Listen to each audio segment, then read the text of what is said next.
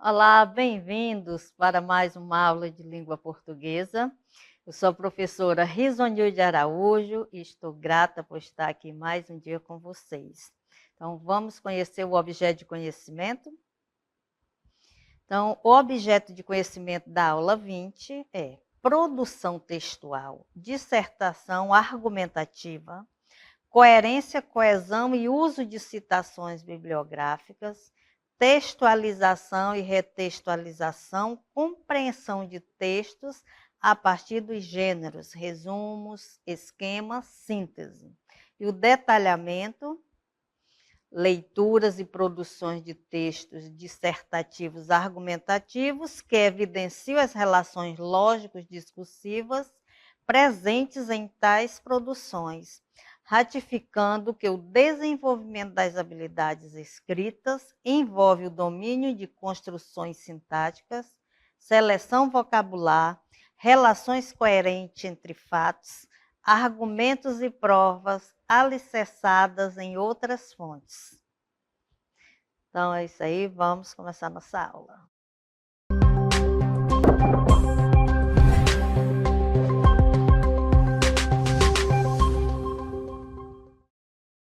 Então, queridos, a gente vai começar falando do tipo textual, né, dissertação. Vocês já conhecem, com certeza, os outros tipos textuais, né?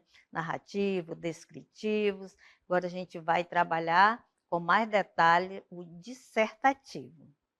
Então, o tipo textual dissertação, ele tem como objetivo explicar, conceituar, informar, definir ou descrever sobre algum assunto ou tema de maneira clara e objetiva. Então, nós estamos falando só do texto dissertativo expositivo, porque nós iremos falar de outro tipo dissertativo. Mas o expositivo, ele não tem a obrigação de querer persuadir alguém, né? Querer convencer alguém sobre o que ele está dissertando. Tá? O expositivo, ele tem, né, como esse objetivo, como nós já falamos, é informar ou dar um conceito sobre alguma coisa, alguma palavra, algum tema. Então, é simplesmente, como já está no título, expor, né, um tema, um assunto sobre algo. Então, as características principais desse texto dissertativo expositivo são linguagem clara, objetiva e impessoal. Nós sabemos que, na maioria dos tipos textuais, nós temos, nessa linguagem clara, ela é bem-vinda em todos os tipos de textos, né? É essencial que um texto seja escrito com esta linguagem bem clara e objetiva, que vá direto ao assunto, não faça muito rodeio. E é impessoal porque é um texto teórico, né? Você não pode colocar, né, achismo dentro do seu texto. No texto dissertativo expositivo eu acho que o conceito de substantivo é esse. Não, né? Você tem que procurar uma fonte séria para expor o seu texto, né? Assim como um dicionário, a enciclopédia. Então, outras fontes que sejam bem, que não corra o risco de ter um conceito falso, né? Um conceito errado. Então, descrição pormenorizada de elementos relacionados ao tema. Então, quando a gente fala em descrição, né, não se fala aí de você vai descrever o ambiente, não, desse outro tipo textual não. Pode até, né, aparecer algum vestígio, mas a gente, quando fala em descrição pormenorizada, ele vai detalhar o assunto, né? Ele vai colocar os pormenores, tudo que ele acha que é necessário para essa exposição do assunto. Um caráter informativo, né, que o texto dissertativo expositivo, ele tem esse objetivo de informar, e pode conter enumerações, comparações, explicações e ou contrastes. Então, quando se vai construir um texto, o autor do texto ele pode, né, enumerar casos, fontes, ideias, fazer comparação, perdão, gente, de uma ideia com outra, né? Ele pode trazer uma ideia e fazer esta comparação dentro do texto, explicando ou contrastando, né?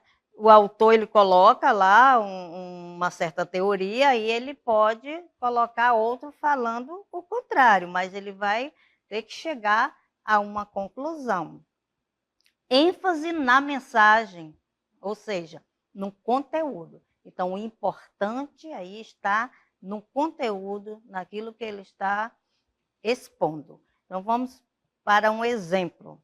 Quando você vai ao dicionário, por exemplo, é um texto dissertativo expositivo, quando você vai pegar lá o conceito e vai expor. Olha, estou precisando conhecer o conceito de daltonismo.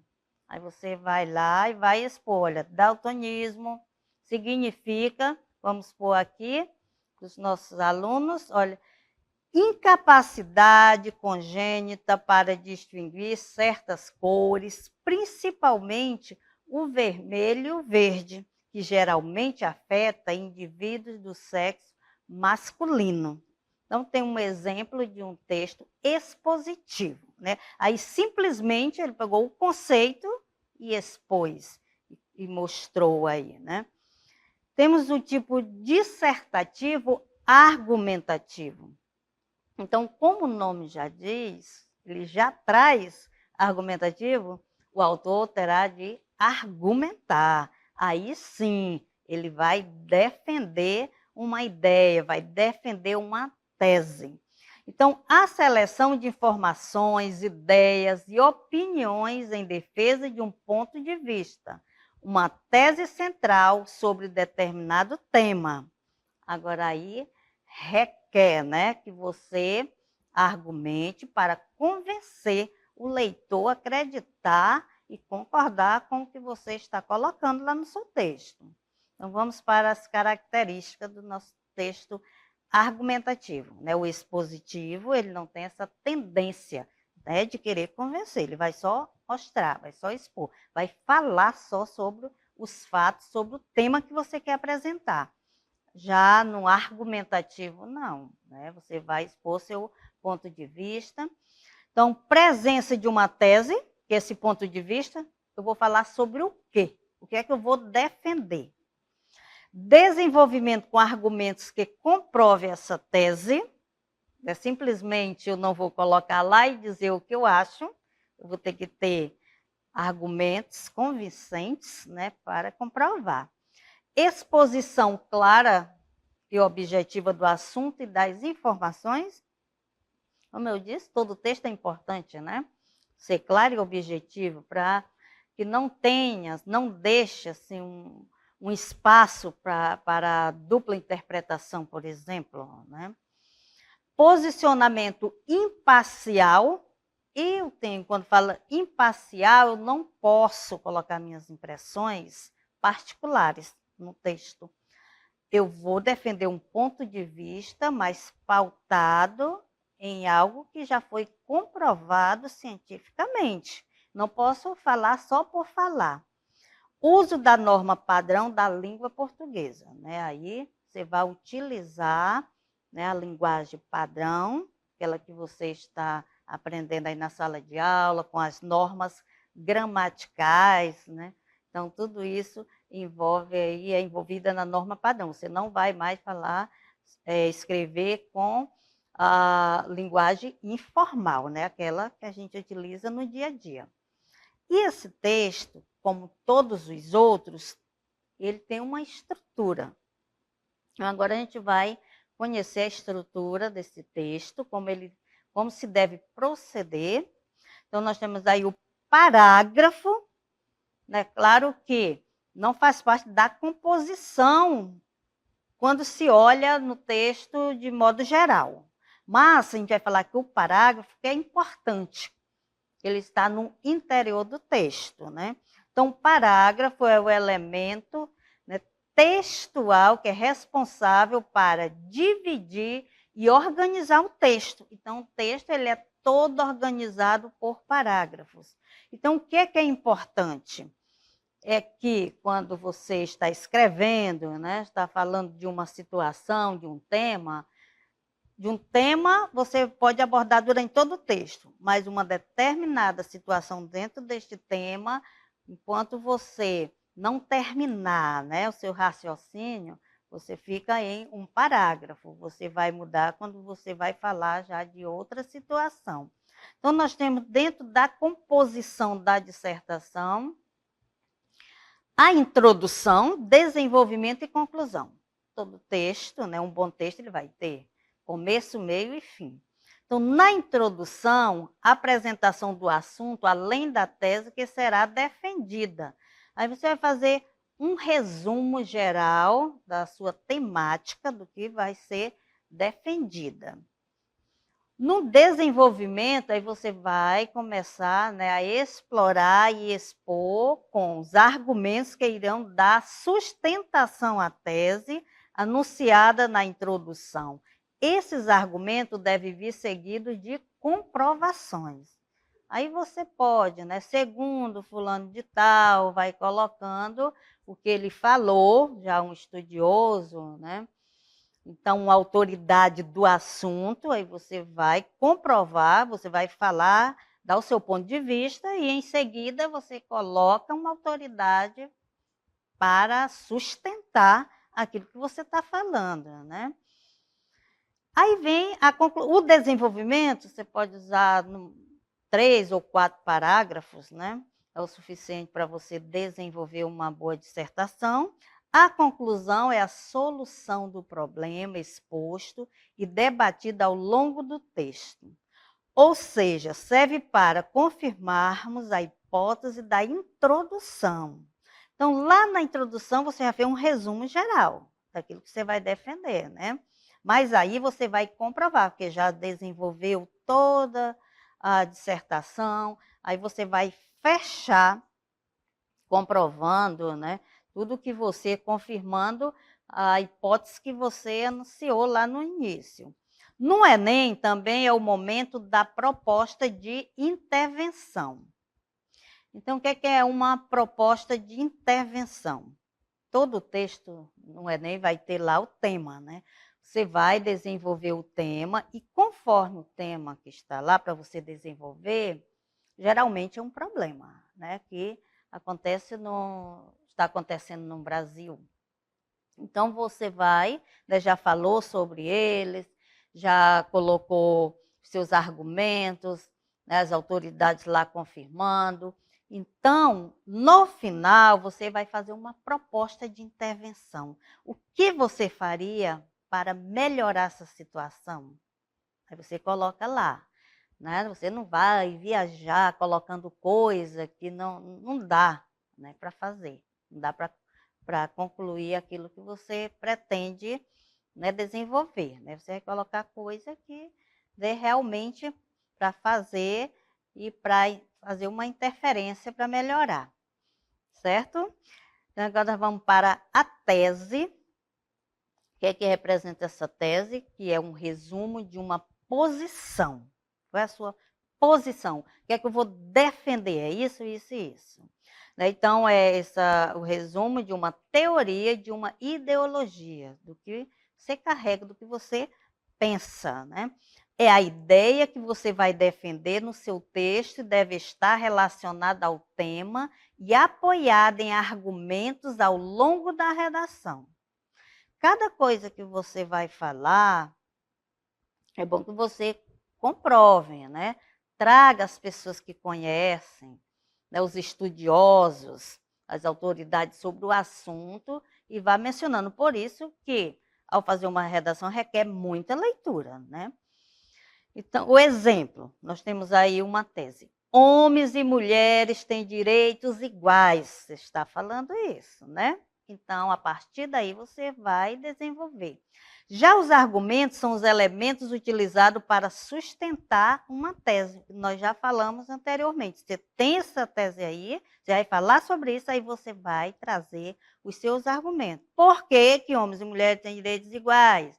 Aí você pode dar exemplo, você pode citar, né, coisas que você já leu, citar um livro, ou mesmo um filme. Então, aí você vai trazendo coisas e argumentos. Vamos ver aqui o exemplo dos argumentos ideológicos relacionado à Declaração Universal dos Direitos Humanos. Você poderia trazer algo sobre isso, né?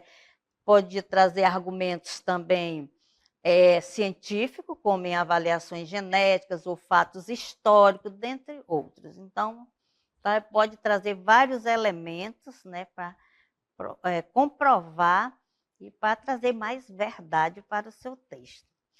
As estratégias argumentativas também são mecanismos fundamentais para que a redação alcance o seu objetivo.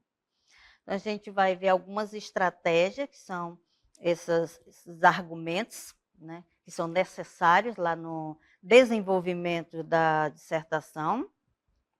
Nós temos o argumento de autoridade, em geral de tipo ideológico. Todo mundo, né, pende para esse lado, todo mundo tem suas ideias, tem seus pensamentos. Então, a afirmação de um intelectual, que é quando nós falamos em argumento de autoridade, pode ser de um filósofo, pode ser de um literato, né, alguém da literatura, pode ser de um líder político, se estiver de acordo, né, com o tema. Os argumentos por comparação e exemplificação, que são baseados em comparações entre dados ou situações e em exemplificações, tornando a argumentação ilustrativa. Você pode comparar um dado com outro, que já foi de um ano anterior. Temos como exemplo, para que o Brasil seja mais articulado como um corpo biológico, cabe ao governo fazer parceria com as ONGs. Você poderia, né, falar sobre isso.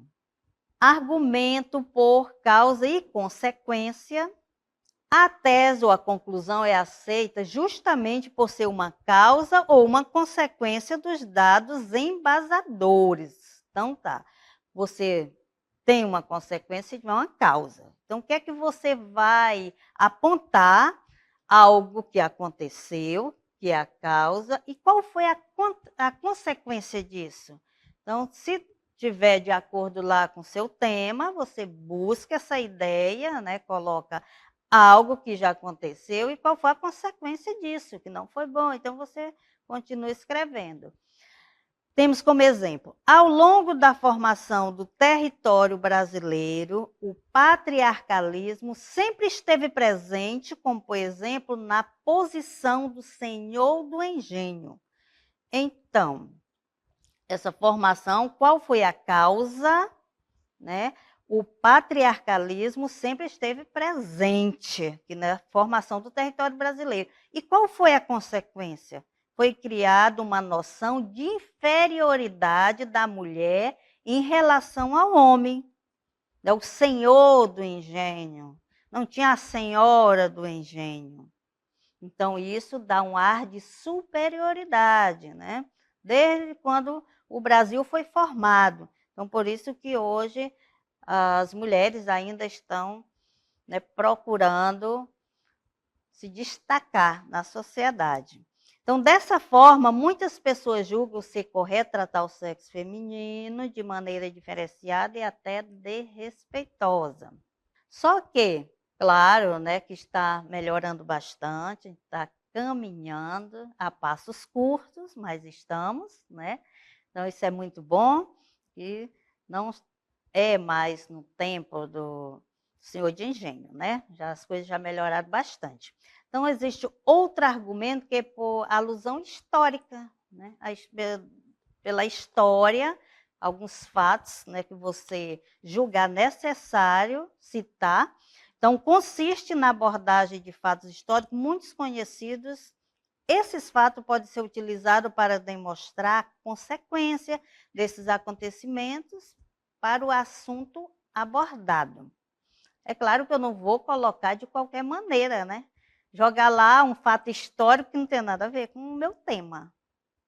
Mas se tiver algo a ver, você estudou, né, você viu o professor falando, olha, o escritor fulano e tal falou sobre isso, aí você lembrou, aí você pode citar e trazer, né, esse fato histórico, esse fato antigo.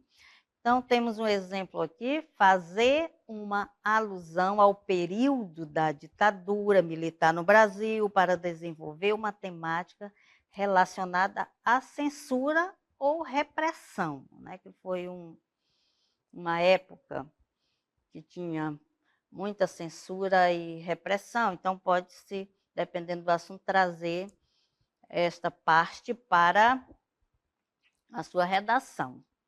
E tem dois elementos importantíssimos também que fazem parte, não dentro da estrutura externa, mas na interna do texto, que é a coerência e a coesão, né? Aliás, em todos os textos, tudo que você vai escrever, você não deve ser incoerente, vamos dizer. Se eu estou falando algo ou estou escrevendo sobre um tipo de postura, mas lá na frente eu não posso, né, ser incoerente e falar de modo diferente. Assim como no nosso dia a dia, né? A gente não pode falar uma coisa e depois agir de outra, né? Isso é ser incoerente. Então, vamos lá para nossos fatores linguísticos, da textualidade, que faz parte do interior do texto, a coerência, né, que é fundamental para a textualidade, porque é a partir dela que se estabelece o sentido do texto. O conhecimento do mundo, de que processo de discurso é essencial para que um texto seja considerado coerente. É você ir naquela linha do começo ao fim. E também a coesão, elas duas andam juntas, né? Que pode ser entendida como representação das diversas relações entre as ideias apresentadas em um texto, por meio de uso de uma série de mecanismos gramaticais e lexicais, dentre elas as conjunções, né? Que as conjunções, elas servem para unir uma oração à outra, fazendo aquela relação de adição, de contraste.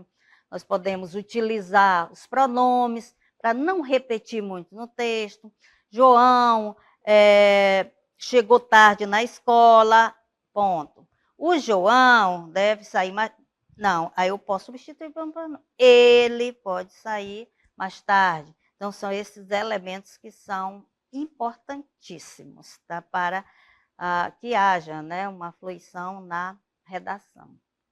Então, minha gente, agora, né, a gente vai fazer a leitura de um texto para você, né, ver no todo a introdução, desenvolvimento, conclusão e alguns desses mecanismos que a gente já viu. Então, vamos começar. A chegada das massas.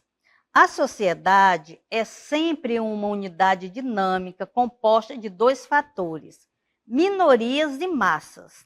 As minorias são indivíduos ou grupos de indivíduos especialmente qualificados.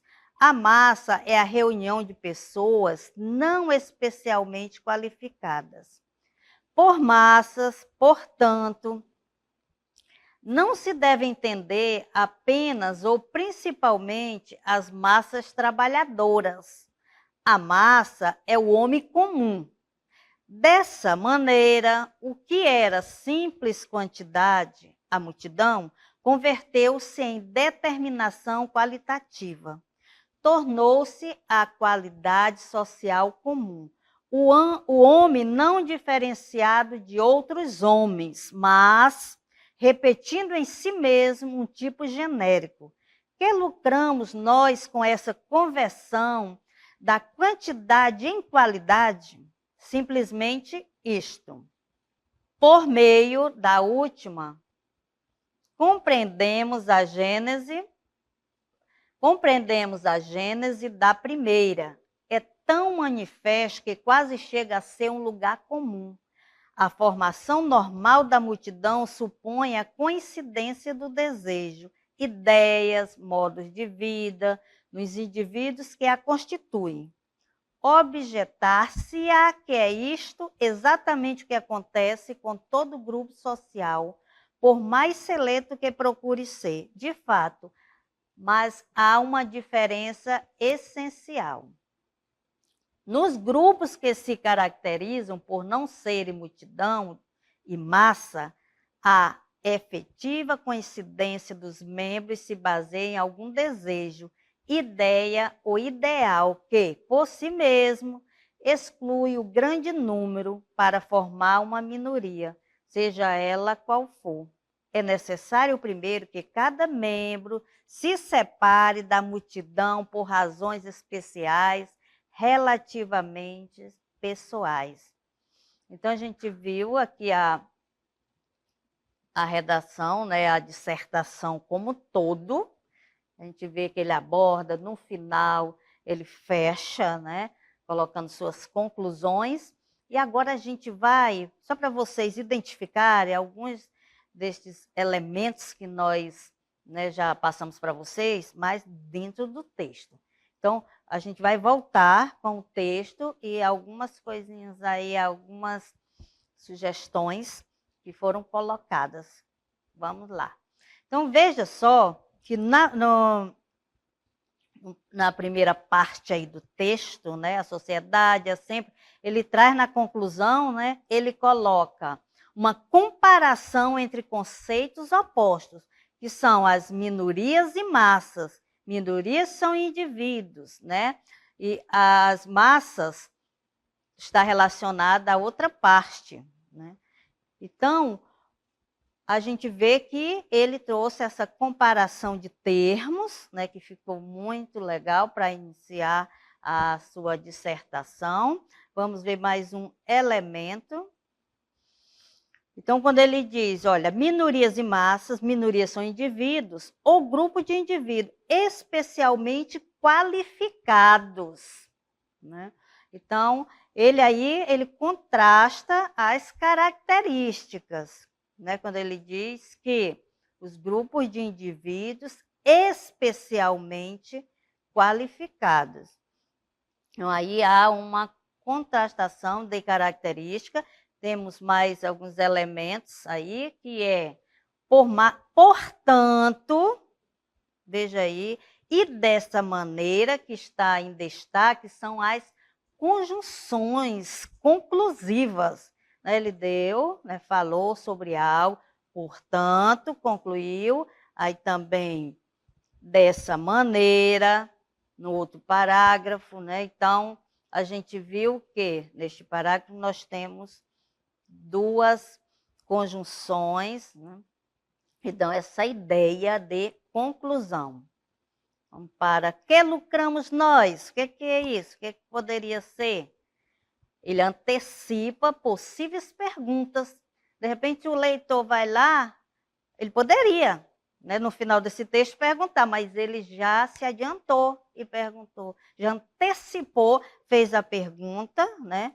E ele mesmo vai responder, o autor do texto, né? Vamos ver quantos elementos nós temos ainda dentro desta dissertação. De fato, mas há uma diferença, né? Então, ele concorda com o possível interventor, apontando outros lados. Então, quando ele diz, de fato, ele está concordando. Objetar-se é que isto é exatamente o que acontece com todo grupo social, por mais seleto que procure ser. De fato, ele concordou. Mas, quando vem um mas, né, aquela ideia de oposição, há uma diferença, que ele aponta outro lado. Aí ele vai dizer, ele concordou, mas ele apontou uma diferença, que há uma diferença essencial. Por massas, bora passar para o próximo.